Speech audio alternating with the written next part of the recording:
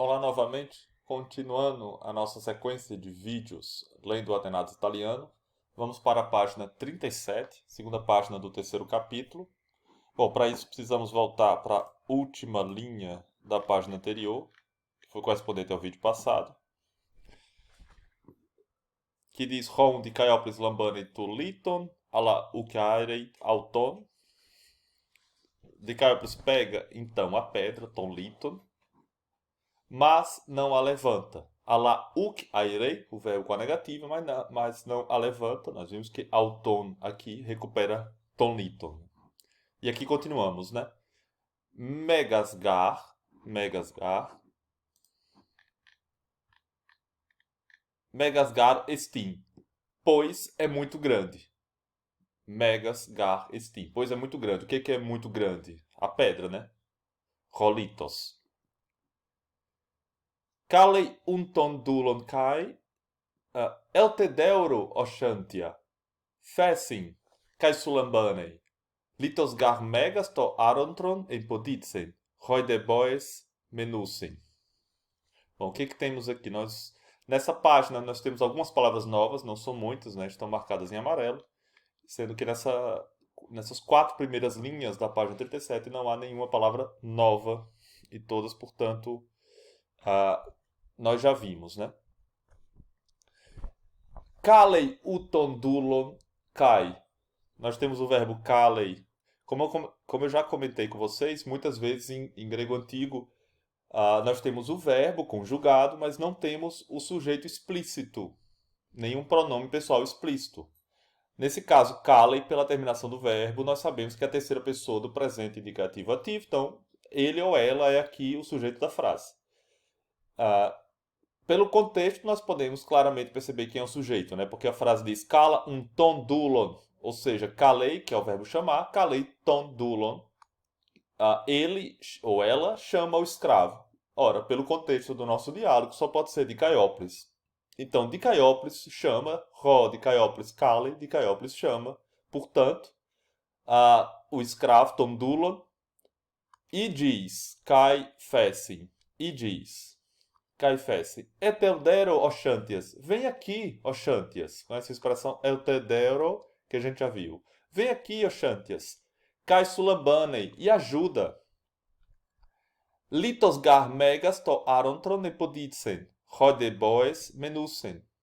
Vem aqui, Oxantias, e ajuda. Cai Sulambanei.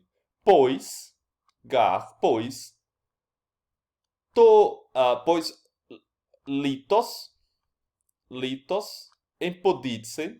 Empoditsen é o verbo criar obstáculo, atrapalhar, né? Então o que de Kelpis diz é que alguma coisa empoditsen, ou seja, alguma coisa atrapalha outra. O que é atrapalha? Qual que é o sujeito de empoditsen? Ora, o sujeito de empoditsen é litos. Então, a pedra atrapalha. Litos empoditsen. A pedra atrapalha o quê? O arado. To arontron. Pois a grande pedra, né? Pois nesse caso pode ser onde é que estamos? Litos Garmegas, pode ser a pedra é grande ou a grande pedra, mas nesse caso aqui, como há essa distância entre litos e megas, nós preferimos traduzir por a pedra é grande. A pedra é grande e está atrapalhando o arado. Litosgar megas, pois é grande. Aqui tem um verbo esti que está subtendido, né? Da mesma maneira como tem essa construção do final da página anterior para a página seguinte. Essa construção em megasgar estim, e o sujeito implícito, né? Rolitos, pois a pedra é grande. Aqui nós temos algo muito similar, né? Litosgar megas, pois a pedra é grande. E atrapalha, epoditsen, o arado, torarontron. Roi de bois menussin. E os bois, roi bois, e os bois permanecem estacionados ou estão parados, como se queira traduzir, né? Estão parados. Ron shantias bradeus proscorei, ala usulambanei. Blebegar proston liton, kai mega estin rolitos o déspota. fessen. E do udunat westin airen auton. Roda de Caiópolis, bom, aqui já é de Caiópolis que fala. E aqui vai ser Xantias que vai falar, né? Roxantias. Perceba que eu falo Xantias, né? Como se tivesse um acento na última sílaba, na penúltima sílaba, né? Porque geralmente é assim que a gente faz em português, né? Xantias. Sendo que em grego é Xantias, né? O acento é na penúltima sílaba. Na antepenúltima sílaba em português, né? Xantias. O acento a gente sobe aqui na antepenúltima em português, mas em grego é na penúltima, né? Mas bom, tolerem o fato de que eu vou, pelo próprio costume, vou falar como na acentuação que passou para a língua portuguesa, né? Então, o Xantias bradeus proscorem ala usulambanem. Xantias, portanto, que é o sujeito da frase, é Xantias. Xantias, portanto, nós já vimos esse verbo, lentamente, bradeus. Proscorem. Proscorem é um novo verbo. Proscorem. Nós temos visto a preposição pros. Temos visto essa preposição pros, que é uma preposição que indica aproximação. Aproximação, nós temos visto essa, geralmente com acusativo, né? Nós temos visto essa preposição. Pros, indicando aproximação. O que nós temos aqui é a preposição acoplada ao verbo. Então, pros corei, que é sinônimo de pros banei. Banei, do verbo baino. Nós já vimos esse verbo, que é andar, caminhar. Que é sinônimo também de badizo. Badizo. Verbo caminhar, andar. Baino, badizo. E aqui também proscorei. Ora, proscorei e prosbanei quer dizer caminhar em direção a algum lugar, né? Caminhar em direção a. Daí essa nuance dada pela proposição, né? Então é o que o desenho aqui está fazendo. Então você tem um ponto que se aproxima de outro. Xantias, proscorem, de Caiópolis. Proscorem, to de Caiópolis. Ou eu posso dizer também prosbanei, se aproxima. Ou eu posso dizer de Xantias bainen, proston de Caiópolis, né? De Caiópolis, se aproximando de Caiópolis, se eu quiser usar a preposição separada, né? Pros. Mas a ideia é sempre de se aproximar. Xantias está se aproximando de Caiópolis. Então Xantias se aproxima lentamente ala u sulambane, mas não ajuda. Se aproxima do seu mestre, mas não ajuda. Ble pegar proston liton. Olha em direção à pedra, está aqui novamente o pros, né? De maneira autônoma. Olha, quem é esse olha? Xantias, né? Xantias olha em direção à pedra e cai e diz, cai fesse e diz: Megas estin olitos, ó déspota. Rolitos, rolitos estin, megas. É exatamente o contrário do português, né, para traduzir. Eu diria, a pedra é grande. Em grego está ao contrário, né? Megas est rolitos. É muito fofo essa coisa do grego. É o contrário do português. Então, megas est rolitos. Ó déspota. A pedra é muito grande, ó déspota.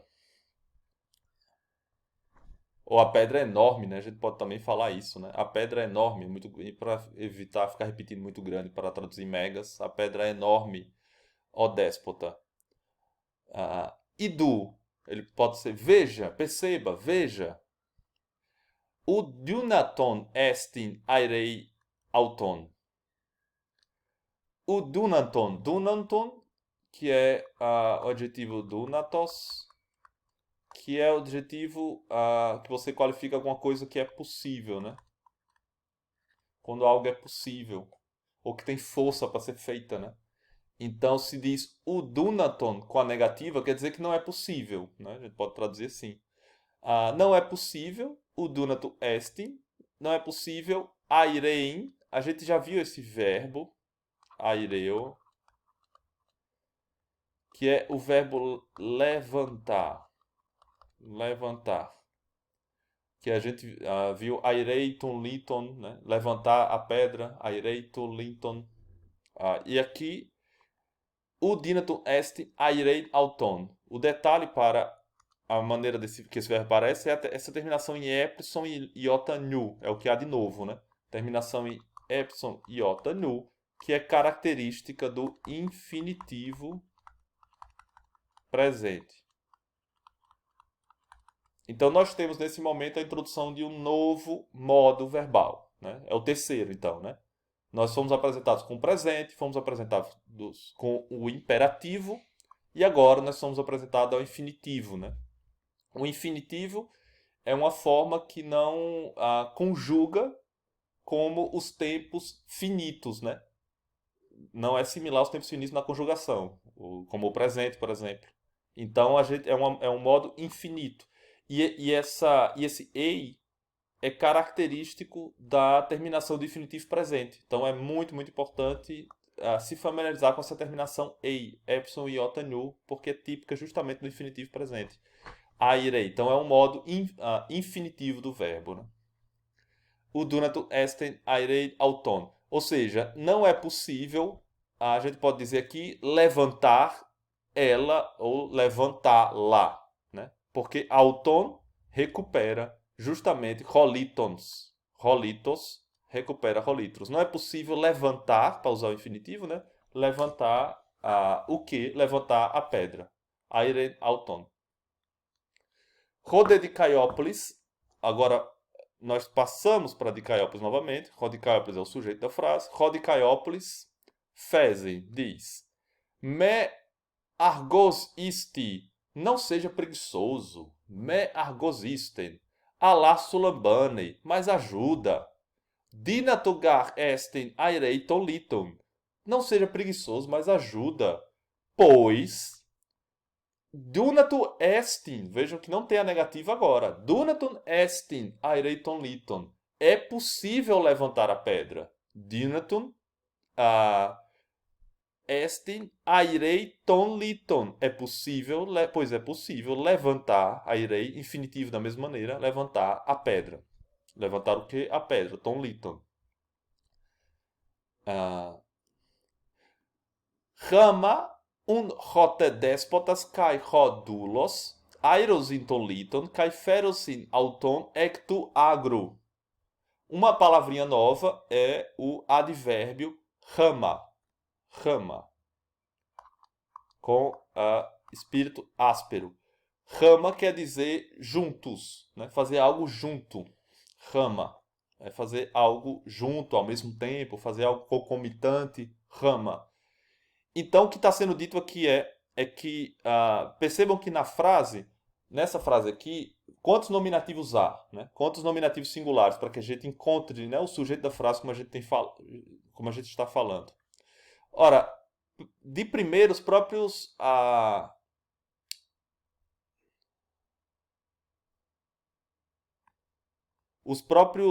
artigos ajudam, né, a perceber quantos sujeitos há, porque nós temos um artigo aqui e outro artigo aqui.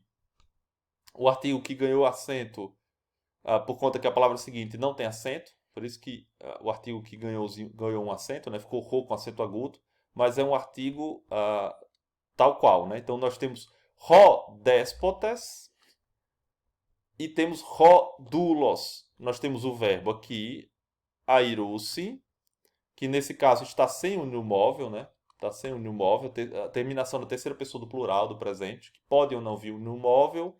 No meio da frase muitas vezes não vem, que é o caso aqui. Então nós temos o verbo airosi, que é o verbo aireu, que é o verbo levantar.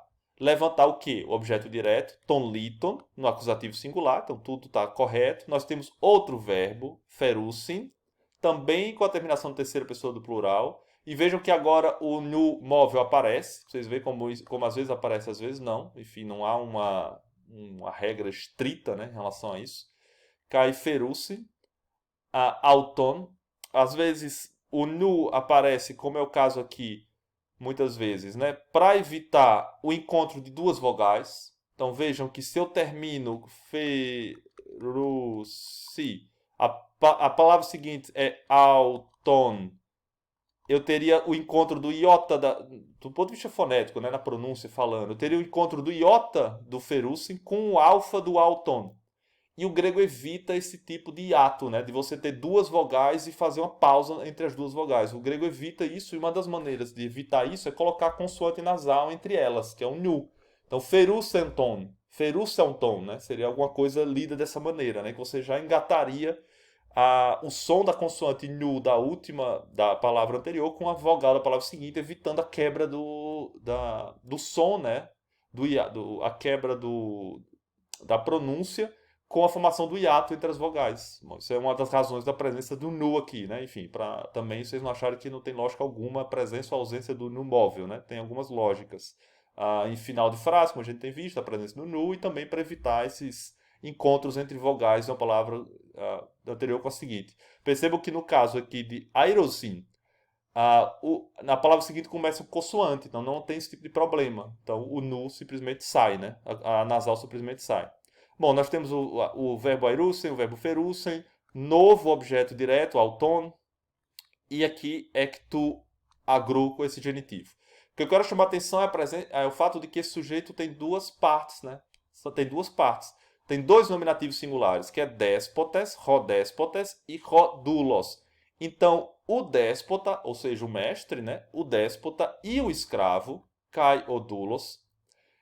A conexão entre um e outro está feita através de duas palavras, né? O conectivo. Há dois conectivos aqui, basicamente, né? Que é o kai, que a gente tem visto que é i, e esse T aqui, que também é um conectivo, né? Como se fosse, enfim, aqui uma espécie de reforço da conexão, né?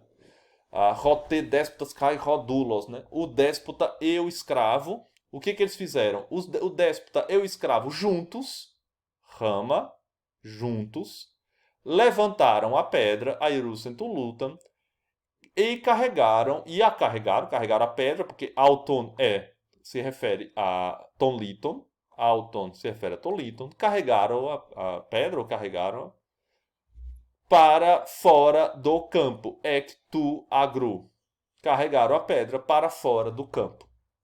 Então o sujeito aqui tem duas partes, né? Então eles juntos, haja vista que rolitos megas estin, né? Haja vista isso, Ro te déspotas kai rodulos, rama airusin, todulon, kai ferusin auton ectu agru. O último parágrafozinho aqui, como a própria glosa da página diz, essa expressão em o pode ser traduzida por enquanto. Então, en o deferusen auton, ptae rochantias kai catabalei ton liton.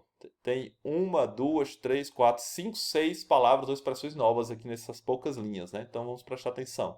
En o, enquanto. Bom, isso vai estar também recapitulado no léxico, né? Que eu vou entregar no final desse capítulo. Pitaiei. Pitaiei é o verbo ptao, que é isso que está acontecendo aqui, né? Pitae, rochantias, kai, catabalei, tonliton. Dois verbinhos novos, pitae e catabalei. Chantias está aqui, o nosso amigo, ele é o que não tem barba, né? E Dicalpos é o que tem barba. Dicalpos parece um pouquinho mais velho. Chantias, pitae. Pitae é isso aqui. E catabalei é esse movimento que a pedra faz. Ou seja, Xantias tropeça, Ptaie tropeça e arremessa a pedra. Ptaie roxantes, Xantias tropeça e arremessa Catabalei Tonliton. Que arremessa alguma coisa, arremessa Tonliton, a pedra. Então é o que tem dito aqui. Enquanto ferucem auton, enquanto carregam a pedra, ferucem, verbo fero, carregar, enquanto carregam a pedra, Pitae Rochantias, cai catabala e tonliton. Chantias tropeça e arremessa ou lança, né, a pedra. Rodelitos piptei, proston tu de Caiópolidos, poda. O sujeito da frase, nominativo singular, rolitos, a pedra, piptei. Piptei, o verbo pipto. Pipto, que está aqui. Rolitos piptei. Proston tu dikaiopólidos poda. Está aqui no nosso livro de Gaiópolis. E o que acontece é que Xantias tropeçou, arremessou a pedra e a pedra caiu nos nos pés de Dicaiópolis ou próximo aos pés de Dicaiópolis. Proston. Proston, essa expressão de algo que se aproxima de, né, que vai em direção a pedra foi em direção ao quê? Aos pés de Dicaiópolis. Ton tu Dicaiópolidos poda, aos pés de Dicaiópolis. Então esse foi o movimento que a pedra fez, né? Arremessou, ptaiei, catabalei, não, ptaiei, Xantias tropeçou, ptaiei, catabalei foi arremessado, tonliton na pedra, e depois rolitos, piptei, caiu, né? Pipto é o verbo cair, derrubar, pipto, pros, caiu em direção a alguma coisa. Pros, em direção aos pés de Dicaiópolis. Pros, poda. Poda quer dizer pés. Que está aqui, né? Poda quer dizer pés. E daí também a gente tem a palavra em português podologia, né? O estudo dos pés, podologia, enfim, uma área de cuidados dos pés, né? Podologia. Vem do grego poda, do grego justamente para pés. A forma poda está no acusativo singular. Depois a gente vai entender por quê, né? Enfim, é mais uma maneira como o acusativo termina. A gente já viu, inclusive, né? Acusativo singular terminado em alfa, né? A gente já viu. E aqui é outro caso de acusativo singular terminado em alfa. Acusativo singular terminado em alfa.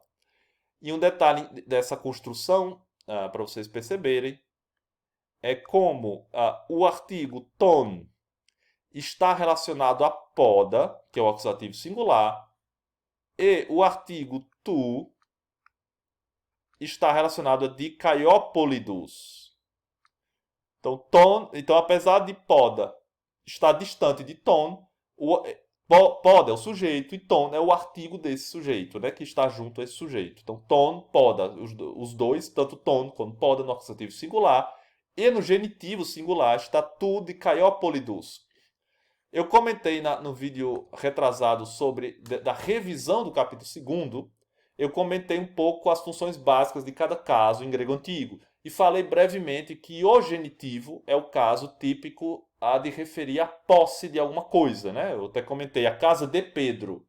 Então, de Pedro, genitivo, porque marca a posse de alguma coisa, né? Então, aqui são o pé, né? Tom poda, o pé de Dicaiópolis. Então, de Dicaiópolis marca a posse ou marca o pertencimento de quem é esse pé. O pé é de Dicaiópolis. Esse de Dicaiópolis em grego é genitivo. Então, é tu Dicaiópolidus. E essa terminação em ômicron sigma. Bom, preste atenção agora. Essa terminação em ômicron sigma, nós temos visto que ela é típica, é uma coisa que eu falei, né? Ela é típica do nominativo singular. Então, já aqui a gente viu rodulos, palavra masculina, nominativa singular. Nós vimos agros, ou argos, preguiçoso. Todas as palavras masculinas que a gente viu até agora terminam no nominativo singular em ômicron sigma. Não todas as palavras masculinas que a gente vê agora, mas uma boa parte das palavras masculinas, que eu estou vendo aqui de Caiópolis, né? Que é uma palavra masculina cujo nominativo singular é em iota sigma, que é o caso aqui, né? De Caiópolis. Então, a maior parte das palavras masculinas que nós vimos até agora faz o nominativo singular em ômicron sigma. Dulos, agros, argos e litos, pedra, né? Litos e daí em diante. Sendo que não é exclusivo, a terminação em ômicron sigma para os substantivos não é exclusivo do nominativo singular. Algumas palavras, a gente vai ver quais são, enfim, com o decorrer das leituras, algumas palavras fazem ômicron sigma no genitivo singular. Algumas palavras masculinas, né? Fazem no genitivo singular. que é o caso de Dicaiópolis. Então, se a gente tem a Dicaiópolis que faz iota sigma no nominativo singular, Dicaiópolis, né, como eu acabei de mencionar, o genitivo de Dicaiópolis é Dicaiopólidos. Dicaiopólidos com essa terminação em idos. E com o microsigma no final, né? Idos. Dicaiopólidos. Aqui, no caso, a gente pode incluir a dental, né, o delta, como pensá-la como parte da própria desinência, né? Fica mais fácil para entender esse grupo de palavras, né? O delta faz parte. Deixa eu escrever isso direito aqui que tá meio feio. O delta faz parte da própria desinência, né? Idos, dicaióplidos. Agora prestem atenção nessa terminação em ômicron sigma e façam esse entendimento, né, de que o que a gente viu até agora é bastante característico do nominativo singular, mas não sempre. Não sempre, algumas palavras masculinas apresentam esse ômicron sigma no genitivo, que é o caso aqui de Dicaiópolis. Nós voltamos com a presença do Dicaiópolis, a forma de Dicaiópolis no nominativo. Então agora, Dicaiópolis stenadse. Dicaiópolis lamenta, stenadse, a gente já viu esse verbo, lamenta, e diz, ó Zeu, feltotupodos, pobre dos meus pés, né? É uma expressãozinha que está aqui também em italiano, né? Pobre dos meus pés, feltupodos. Tupodos é a palavra para pés, né? Nesse caso, agora no genitivo singular. Notem que também essa palavra faz o genitivo singular em delta ômicron sigma, né? Dos. Da mesma maneira como de Caióplidos. De Caióplidos aqui, podos aqui. E isso já nos alerta que há uma semelhança morfológica entre Dicaiópolis, Dicaiópolidos e podos, né? A palavra para pés. E a palavra Dicaiópolis, Dicaióplidos, né? E a gente já fica atento a quando isso aparecer nas tabelas morfológicas, né? Bom, deixa eu só colocar aqui a forma do nominativo, né, de podos, que é pus. E é uma palavra masculina, né? Pus. Portanto, ro. Pus, podos. Essa aqui é a palavra para pés, né? Pus, podos.